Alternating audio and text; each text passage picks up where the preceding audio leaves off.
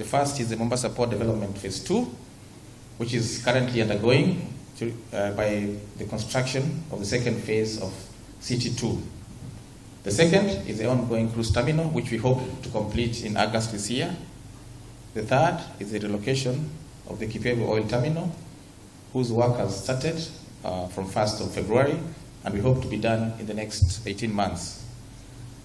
The fourth project is the Dogokundu Special Economic Zone.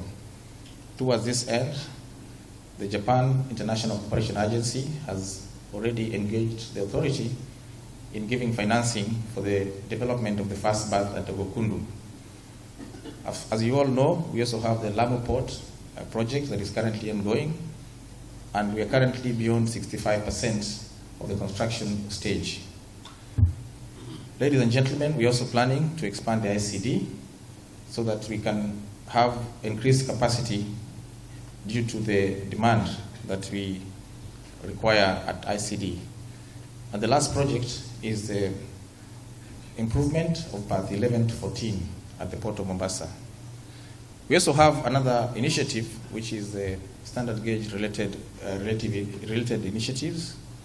And this, we want to dedicate an internal team by having a department that is dedicated to the standard gauge rail. Lamu can make us reduce fuel prices in this country.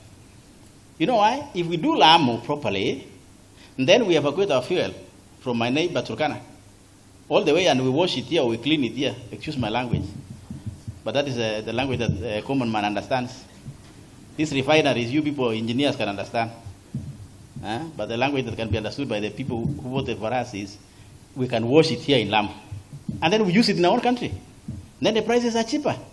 We have always focused on the main themes of operational excellence. Theme number one, operational excellence. Customer service. We really want to, as has been said before, to make sure that you as our customers are entirely satisfied with what we are giving.